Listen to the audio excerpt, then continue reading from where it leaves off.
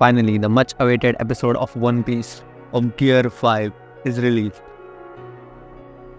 तो इस एपिसोड की शुरुआत जुनोशा के इंट्रोडक्शन से होती है, जिसमें वो लूफी को इंट्रोड्यूस करता है। स्ट्रॉ हेड लूफी उठता है और उसे कुछ समझ में नहीं आता है कि क्या हो रहा है, और उसे बाद में रियलाइज़ होता है कि उसने तो बैटल लूज़ कर दिया था, और वो स्माइल करता है।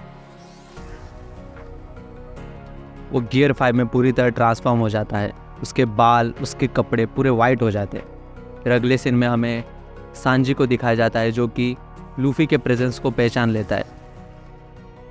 धीरे धीरे सबको समझ में लगता है कि लूफी वापस जिंदा हो गया है, वो मरा नहीं है। और लूफी गियर 5 में ट्रांसफॉर्म होने लगता है। उसके आजू बाजू फॉग इकट्ठा हो जाते हैं, उसके बाल वाइट हो जाते हैं और उसके कपड़े भी वाइट हो जाते हैं। फिर हमें नेक्स्ट सीन गोरोसे का दिखाया जाता है, वर्ल्ड गवर्नमेंट का, द 5 एल्डर्स। यहाँ पे वो रिवील करते हैं गमू गमू नोमी का असली सच। वो ये बताते हैं कि गमू गमू नोमी असल में ह्यूमन फ्रूट, जोआन टाइप फ्रूट है, जिसके पास खुद का एक विल होता है, और वो पिछले 800 सालों से वर्ल्ड गवर्नमेंट से बचता आया है। वर्ल्ड गवर्नमेंट इस फ्रूट के पीछे पिछले 800 सालों से पड़ी हुई थी। वो बोलते हैं कि इसके यूज़र को द वॉरियर ऑफ लिबरेशन कहा जाता है, नीका द सन गॉड। इसके अवेकनिंग से यूज़र की रबर बॉडी और भी स्ट्रांग हो जाती है और उसकी स्ट्रेंथ बढ़ जाती है। फिर हमें नेक्स्ट सीन ओरोची और हियोरी का दिखाया जाता है। ओरोची हियोरी को मैनिपुलेट करने की कोशिश करता है कि वो ओडिन को बहुत लाइक करता था, वो उसे अभी भी रिवॉर्ड दे सकता है। हियोरी को बोलता है कि हम साथ में यहाँ से निकल सकते हैं, तुम बस मेरे शरीर से ये नेल को निकाल दो। लेकिन हियोरी ओरोची की असली सच्चाई जानती है। वो सब बताती है कि कैसे ओरोची और काइडो ने मिलकर ओडिन को धोखा दिया था।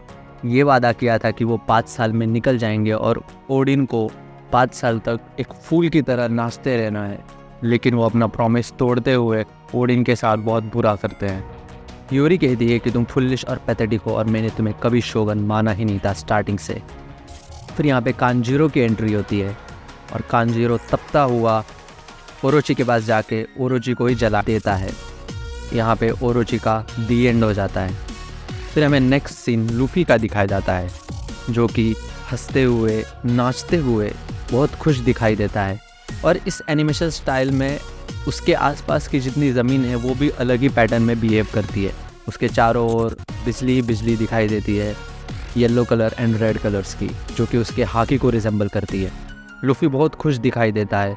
वो इस फॉर्म में अपने 3rd गियर को यूज़ करते हुए अपने हाथ को बहुत बड़ा कर देता है और काइडो को एक ही हाथ से एक छोटे से छिपकली की तरह उठा लेता है। और यहाँ का एनिमेशन स्टाइल भी बहुत उन्होंने कॉमेडी टाइप में कन्वर्ट करने की कोशिश की है। लूफी मसल मैन में कन्वर्ट होके काइडो की अच्छी तरह से धुलाई करता है।